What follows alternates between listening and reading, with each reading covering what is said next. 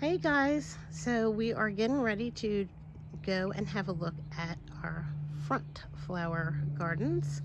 We already had a look at the Protege vegetable garden, which will be part 1 or part 2 of this video. I'm not quite sure how that's going right now, but I decided this year to break all of the garden tours into 2 separate videos just because they can get a little long. So we'll start right here. This is what we call the romance garden. I started it with the feel of wanting it to be really dreamy and romantic, and done it all pinks and statuary, and I wanted to do seating right here, and I wanted to do a chandelier from the tree right there, but we haven't got there yet. It all takes a long time because we just have so many little projects we can do at once.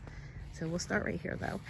So this mess is a berm that I'm creating anytime I dig up soil, because I can't plant over here because the roots around this tree are just so massive and everywhere. So I'm just slowly creating this berm that I'm going to eventually plant all up, probably maybe next year. All right, and in here we have some little coleus, and I'm not really sure what these little things are, but they're annuals I just picked up the other day because I needed something on this fence line. Here we have a pink chiffon Rosa Sharon, and it is really doing good. So in the other video, you'll see the blue chiffon Rosa Sharon, which I planted before the pink. They were both the same size, but the pink is doing a lot better. It's putting on way more growth. It's pretty big. It's 4 foot, I'd say. Over here in this container, we have some Rockin' Playing the Blues salvia. And then we have a row of Golden Dreams coleus, and these are all Proven Winners plants. Here we have a Wicked Witch that needs to be planted once I figure out what to do. Here we have a weedy mess. So I've said it before, but in this area, at this hydrangea, which is a mop head, it is my Penny Mac hydrangea, I always have a snake problem, and so I get a little nervous planting or weeding anything right there. So that's why it's a weedy mess, and it'll eventually get taken care of. We've got a Super Tunia bubblegum, and we have some pink lamium. We have a spearmint, I believe, heuchera. We've got sweet woodruff, and then we have another coleus in here that's not getting enough light, and it looks like something is eating on it, and it's not looking too good. Here we have a Rosa Sharon, and I've said before, it's a French name like creme de la creme or creme brulee or something. I don't know. I can never remember it. Here we've got another Golden Dream coleus. In the back it is, somebody tell me, pearl something maybe, heuchera, Proven Winners. Here we've got a flowering almond tree, which is not going to stay there. It's just there as a placeholder. We've got Jacob's Ladder. We've got a white New Guinea impatient, and apparently my ghost fern is going to try to make a comeback. I wasn't sure if it was, so that's why I went ahead and planted here. So I might have to move this. It's an annual, so it's okay. Another Golden Dreams coleus here.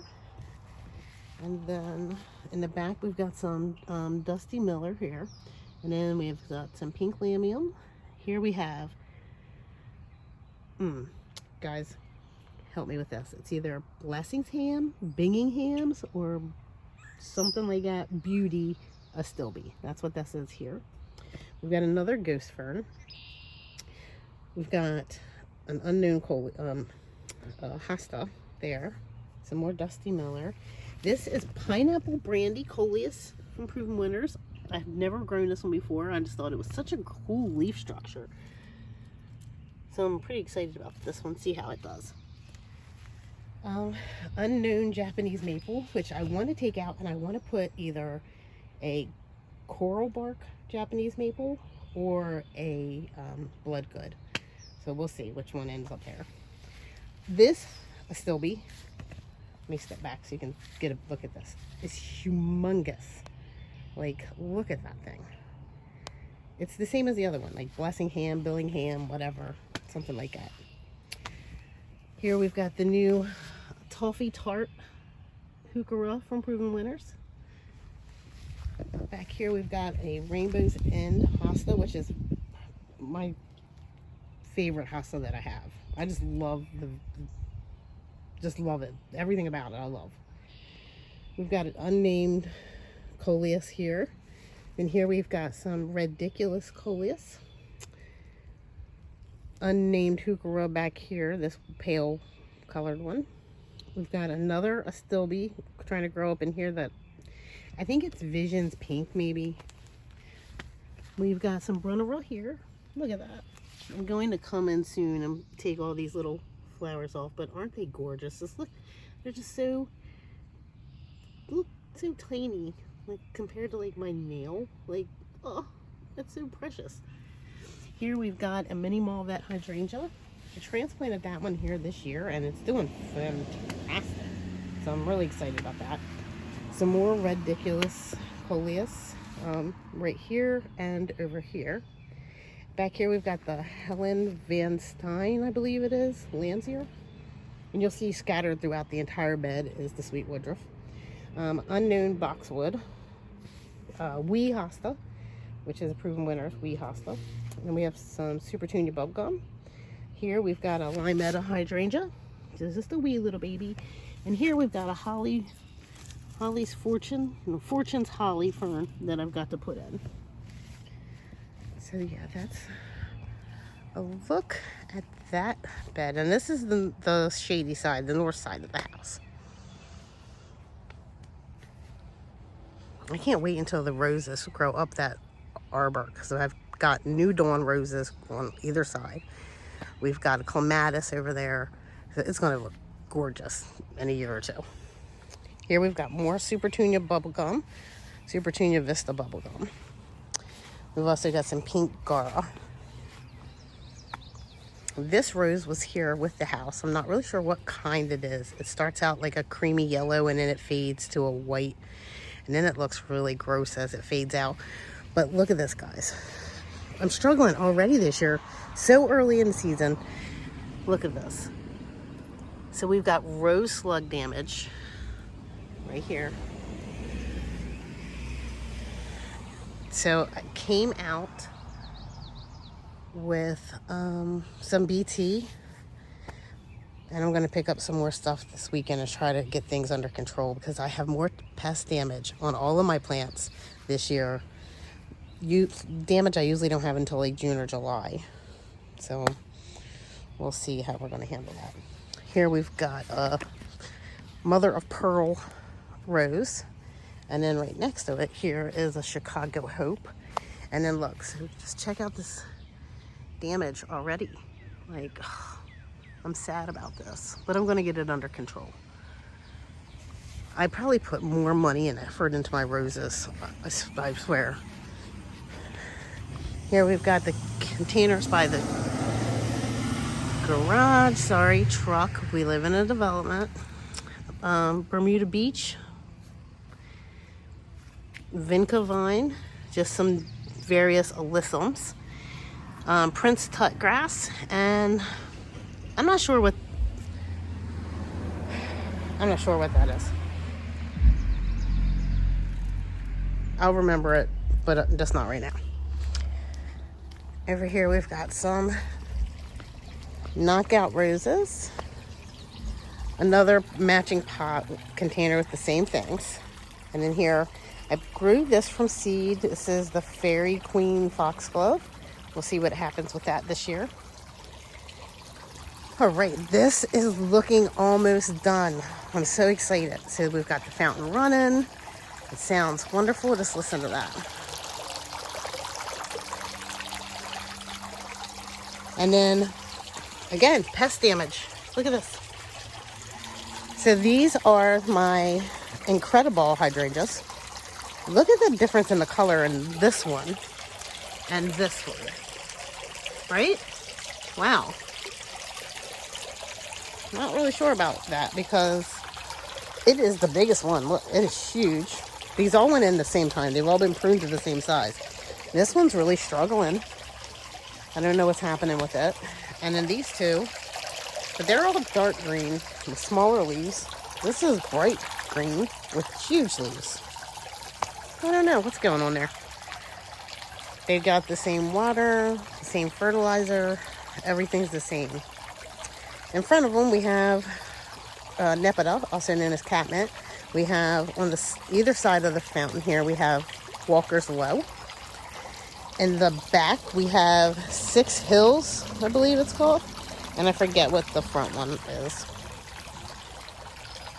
Here we've got a random boxwood, a random dahlia, and some silverberry supertunia, which is my favorite supertunia. I'll turn around here to my massive knockout rose. And then over here in this little area we have some Supertunia Vista Snowdrift and Supertunia Vista Paradise. And these will fill that whole thing in, and they'll be overflowing all around the whole area. They'll be huge. We got a Weeping Cherry here. And then this is a wee white hydrangea. It's looking really good. And then on either side, we have Tater Tot Arborvitae. We pan around here, we've got some more Supertunia Vista Bubblegum. I have this entire patch of Creeping Thyme, which I love, and when you step on it, it smells so good. So I'm trying to get some growing into this crack here. It's not working out too well, but I'm going to keep trying. This is Super Bells, I think it's Pomegranate Punch. And Potato Vine, I think, is Sweet Caroline, Jet Black, or Raven, something along those lines. This is another of the same foxglove, the Fairy Queen, I grew from seed. We got that seed at Renee's. Here we've got a Kimberly Fern, which, it's looking a little ragged. I don't know why. So we'll have to spend a little time with this guy and see what we can do to help it out. Here we have some dark chocolate, Decadence Dark Chocolate Baptisia. I'm not sure where it's going yet, but I just had to have it. Back here, you'll see we've got our Sprinter Boxwoods, 7 of them, that are going to go around the outside perimeter here of this fountain area. Here we've got another little fern. I think my ferns are just being too dry, honestly. Yeah, like this is not a good, I mean, I love the look of this. Look, that container is gorgeous, but I think it's just not a deep enough water reservoir, and they get a lot of sun, and ferns like to be kind of shady and moist, and that's not getting it. Here we've got a green globe artichoke that's got to get in the pot. So I had some birds trying to nest in my begonia, and so it took a beating. We will see if we can make a comeback though. I think we can. I'll fertilize it and give it a good watering in. We've got some unknown it's Million Bells, double ruffle Super Bells, same thing.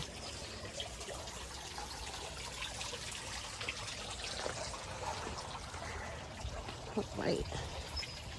Over here we've got another pot with our Rocking Playing the Blues salvia. Back here we've got another Incredible. This one, another one that's really big, but it's the dark color. I don't know if that one over there that's so light colored is going to end up with an iron deficiency, but I'm going to keep an eye on it. And then here we have a Pomegranate Yarrow. Back here we've got the rose on the trellis is Iceberg. What are these little things? Wow, guys, look at this. Okay, so I don't know if you can see it. Can you see? Where is it? Oh, there it is. Okay, can somebody tell me what these are? Because there's a lot of them on this rose. And I'm wondering if they are the culprit of what is causing so much damage to my roses. Because The roses are really getting eaten up this year. All right, let's keep moving. I'll get distracted and we'll never get done.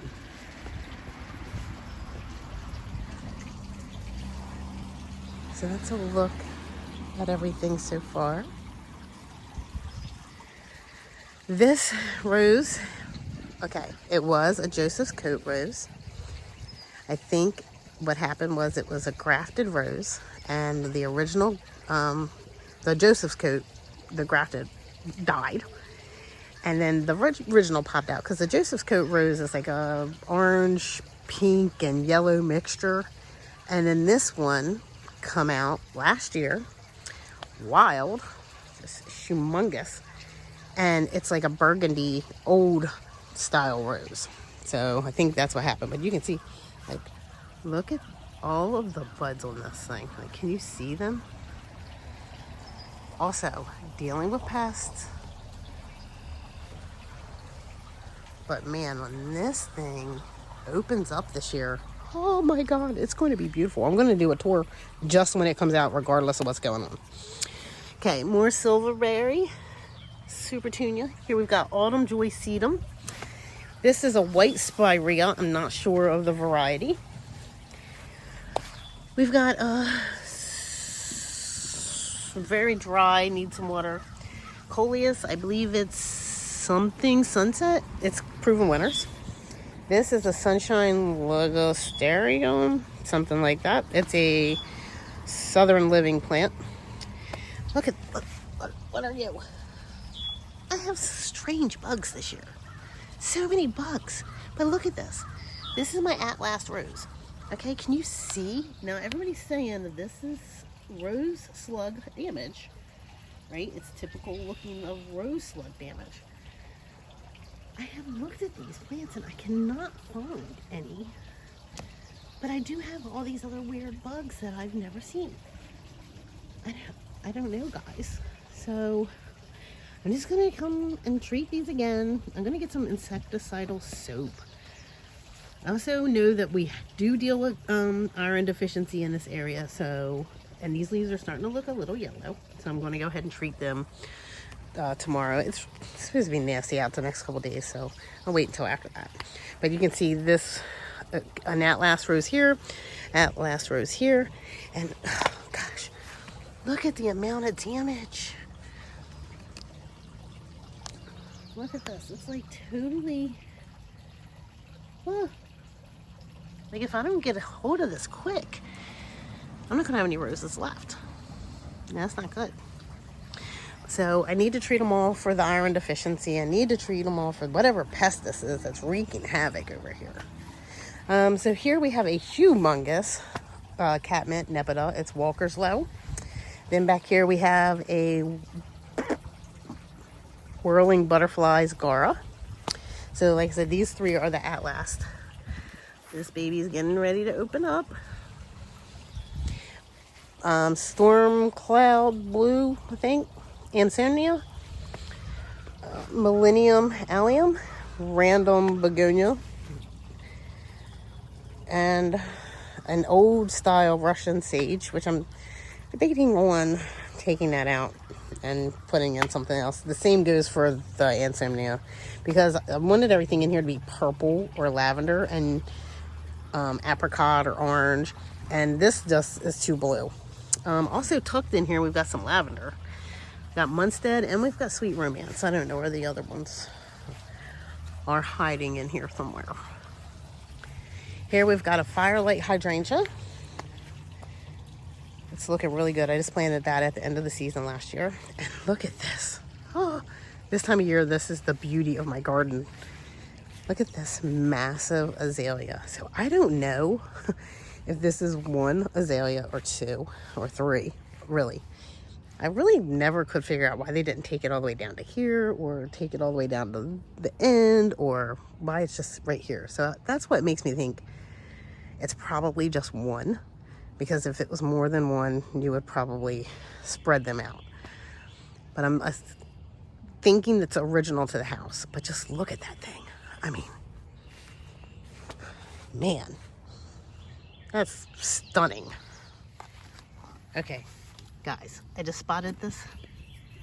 Need you to tell me, what is this worm? What is it? Where'd it go? Oh my god. Where'd it go? There. What is it? Oh. Oh my god. It's a dead something, this one is. Is this who's eating all my roses, guys? Is this who it is? Alright. Sorry, guys. So, this is my shame right now. This is the cut flower garden.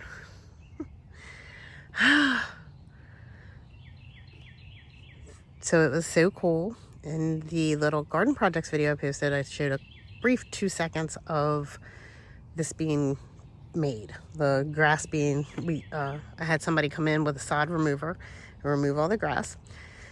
We put down the landscape fabric, and then I burnt all the holes using a can. It was so time consuming. And then yesterday, finally, I started planting. Now, all of my plant babies are beat at this time. They've been outside now because they've been hardened off for a while, so they've been living outside. It's been unseasonably hot, unseasonably dry, so they're all mad at the world. So they look a little sad. So I was like, look, we gotta hurry and get these in the ground. They're dying, they're suffering, they're leggy. Come on, guys.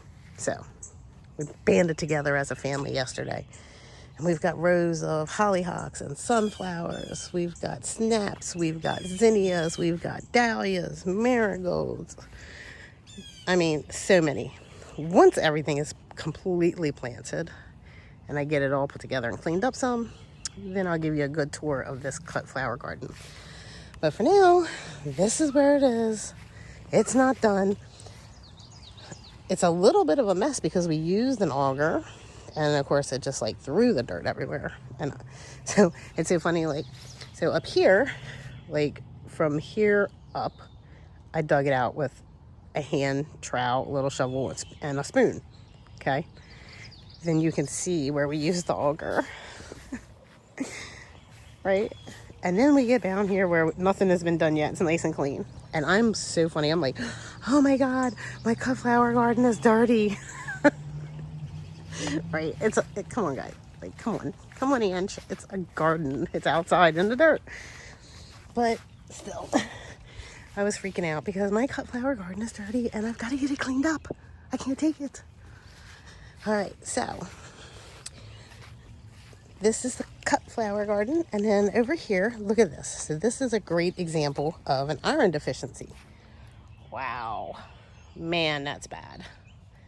That's bad. So I did come out with iron tone and treat this, and yeah, it's something just like, it's like a swap. It's like, so from here, from the tree, right, a diagonal line, because if, like most things usually from the catmint over don't really suffer that bad, but, and then from the rose doesn't either. So it's like from the rose diagonal right here is where everything is suffering with this iron deficiency. I will have to remember that when I'm dealing with this cut flower garden as well, that I should probably treat it in the beginning when I amend the soil, add a little bit of iron tone.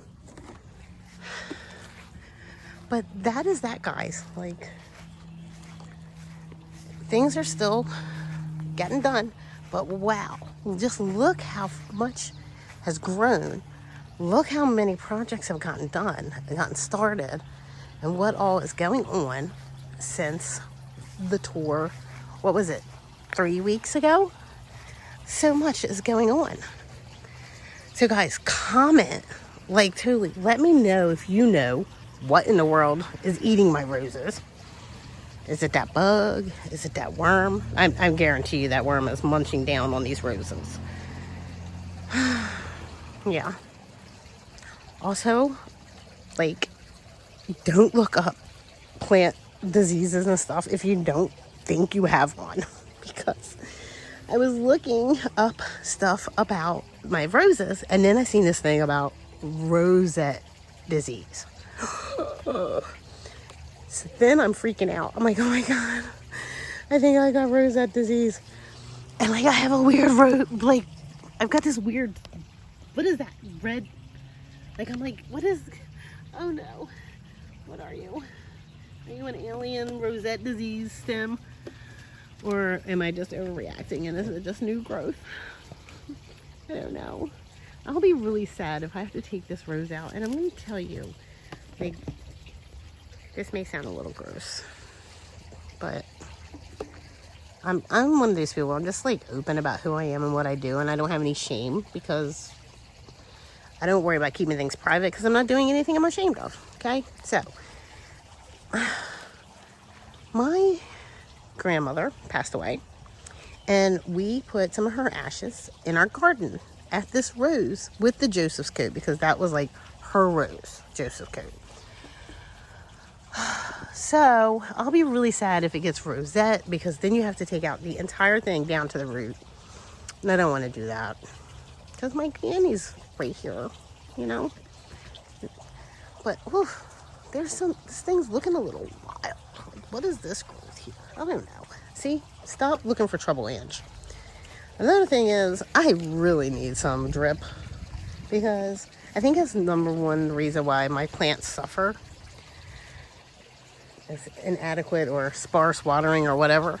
I'm not perfect. I'm human. I've got too many projects. I've got way too many plants, too many gardens. I don't know. So, yeah. So that's it. That's where we're at right now, guys. That's what the gardens are looking like. They're getting there. They're coming along. I'm trying to get as much done as I can before the, what is that, Brood X, Brood 10, what the heck ever you call it. A bunch of life-sucking cicadas. They don't really damage anything except for new young trees, but they make a mess. They're ugly. They're bugs. I hate bugs. So yeah, so I'm trying to get as much done before then because I want to spend as little time as possible outside after they get here. So until next time, guys, I'll catch you up on some projects. We'll do some more garden tours. But until next time, bye-bye.